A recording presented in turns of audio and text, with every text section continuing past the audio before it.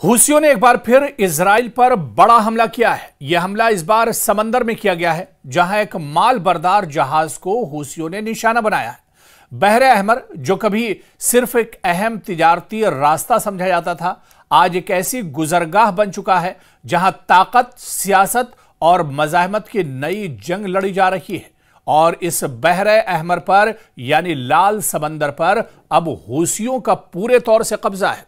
और यही वजह है कि हूसी अक्सर यहां से इजराइल के या इजराइल के इत्तेहादी ममालिक के जो कंटेनर्स, जो जहाज यहां से गुजरते हैं, उन्हें अपना निशाना बनाते हैं।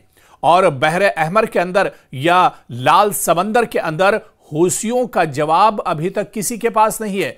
इजराइल भी पस्त है, अमेरिका भी पस्त है, और कोई इन्हें खत्म नहीं कर पा रहा है। और एक बार फिर आप देखिए, और ये 2 सितंबर 2025 यानी एक तरह से एक दिन पहले की ही ये वारदात है जब ये बड़ा हमला हूसियों ने किया है। और इस बार आप देखिए कि समंदर के अंदर निशाना बनाया है। आपको याद होगा कि कुछ दिन पहले ही हूसियों ने खबरदार किया था इजराइल को कि इजराइल समंदर में अपना रास्ता बदल दे। इजराइल अगर बहरे अहमर से गुजरता है तो उसे इसकी कीमत चुकानी पड़ेगी। बल्कि हूसियों ने यहां तक कहा था कि सिर्फ इजराइल नहीं, अगर इजराइल का कोई इत्तेहादी मुल्क भी उसका जहाज अगर यहां से गुजरता है तो उसे भी नहीं बख्शा जाएगा। और हालिया दिनों जिस तरह से यमन के वज़ीर आज़म का कत्ल किया गया है, उन्हें मारा गया है और इजराइल ने उनका खात्मा किया है, इसके बाद हूसियों ने अब कसम खा ली है कि इजराइल को नेस्त नाबूद कर देंगे, इजराइल को एक तरह से तबाह बर्बाद कर देंगे। और उसके बाद ही देखिए कि उसके फौरन बाद इसे एक बड़ी जवाबी कार्रवाई के तौर पर देखा जा रहा है।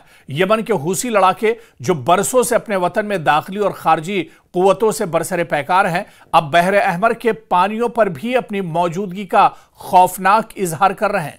यह सिर्फ एक इलाकाई मसला नहीं, हूसियों के हमले अब बैनुल-अक़वामी बहरी ट्रैफिक, तवानाई की तरसील और खासकर इजराइल के लिए बड़ा चैलेंज बन गए हैं। बहरे अहमर एक नया जंगी महाज बन गया है जहां इजराइल या इसके इत्तेहादियों के लिए बड़ी मुश्किल खड़ी हो गई है।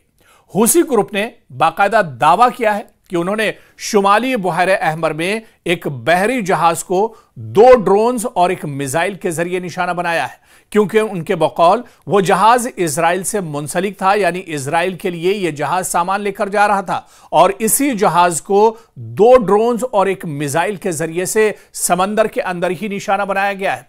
हूसियों ने कहा कि इस कार्रवाई को इजराइल से ताल्लुक या वाबस्तगी के इल्जाम की बुनियाद पर निशाना बनाया गया है। यानी यह अभी वाज़ेह नहीं हो पाया है कि यह जहाज इजराइल का था या इजराइल के किसी इत्तेहादी मुल्क का था, लेकिन कहीं ना कहीं इसका ताल्लुक एक तरह से इजराइल से जरूर जुड़ा हुआ था। और इसी वजह से हूसियों ने इस पानी के जहाज को निशाना बनाया। उधर आप देखिए कि मीडिया में इस हमले को लेकर जो खबरें आ रही हैं, खासतौर से खबर रसा इदारे रॉयटर्स के मुताबिक यह हमला 2 सितंबर 2025 को किया गया, यानी ठीक एक दिन पहले। और इसकी तस्दीक बाकायदा हूसी इलाकाई जराए से भी हो गई है, यानी हूसियों ने भी बाकायदा इसकी तस्दीक कर दी है। तो एक तरफ रॉयटर्स जो इंटरनेशनल इदारा है मीडिया का, उसने बाकायदा इसकी तस्दीक की है कि यह हमला 2 सितंबर 2025 को किया गया है। और इसकी तस्दीक बाकायदा हूसी जो रहनुमा है उन्होंने भी बाकायदा इस हमले की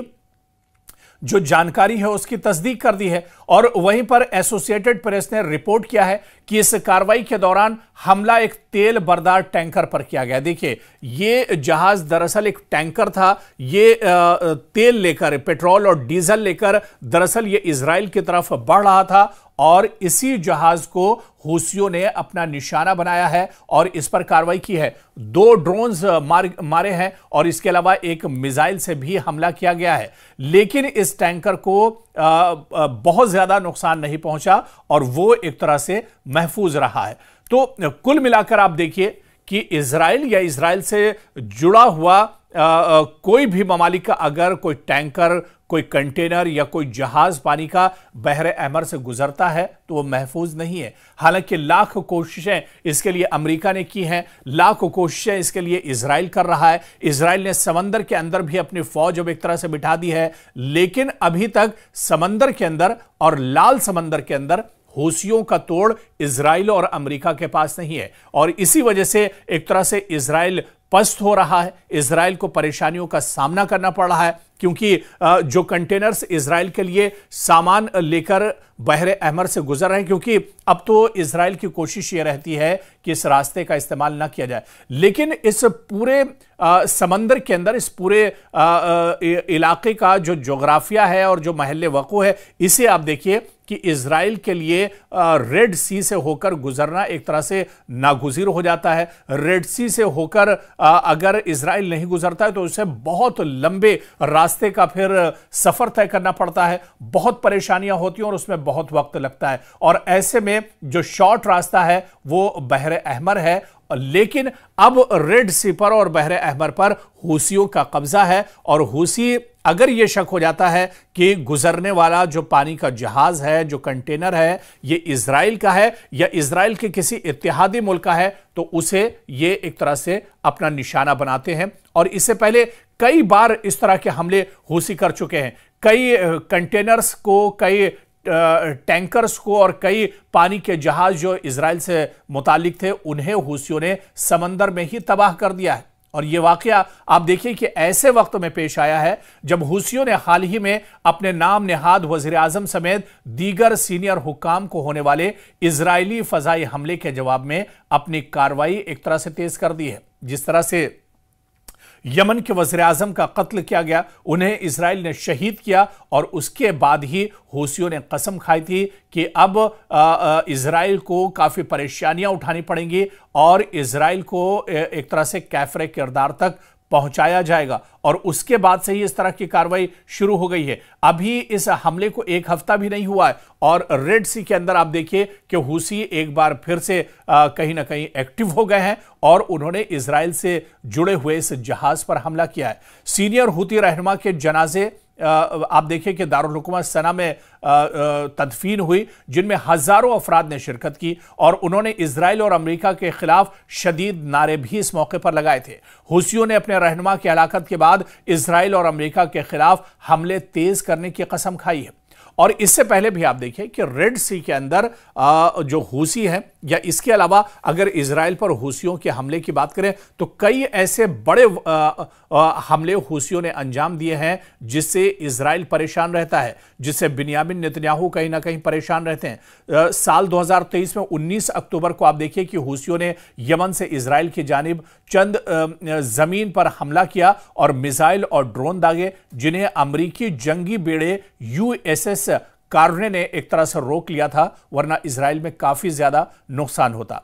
14 नवंबर को एक बैलिस्टिक मिसाइल एलात हदफ बना मगर इजराइल ने उसे भी रोक लिया और इसी तरह से 22 नवंबर को हूसियों की जानिब से बहरे अहमर के रास्ते इजराइल के लिए एक क्रूज मिसाइल भी दागा गया जिसमें काफी नुकसान हुआ। 6 दिसंबर को एक और मिसाइल, बैलिस्टिक मिसाइल एलात की तरफ दागा गया, लेकिन इजरायली डिफेंस सिस्टम ने इसे भी एक तरह से रोक लिया।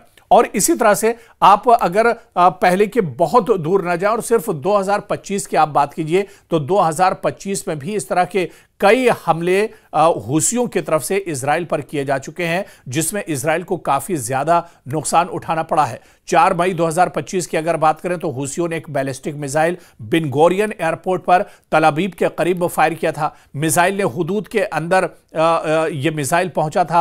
8 अफराद को इसमें चोटें आई थी और परवाजें पूरे तौर से मुअत्तल कर दी गई थी और यह काफी बड़ा हमला था जो हूसियों की तरफ से किया गया था। जनवरी 2025 को आप देखिए कि मुतादिद हमले रिपोर्ट हुए। बैलिस्टिक मिसाइल, ड्रोन्स और क्रूज मिसाइल के जरिए इजराइल और बहरी जहाजों को हूसियों ने निशाना बनाया था। तो आप देखिए कि इस तरह के हमले इससे पहले भी एक तरह से हूसियों की तरफ से होते रहे और हूसी कहीं ना कहीं पहले के मुकाबले में अब बहुत ज्यादा मजबूत हो गए और यही वजह है कि अब सिर्फ उनके जो रॉकेट्स थे या जो ड्रोन्स थे अब इससे कहीं ज्यादा आगे हूसी बढ़ चुके हैं।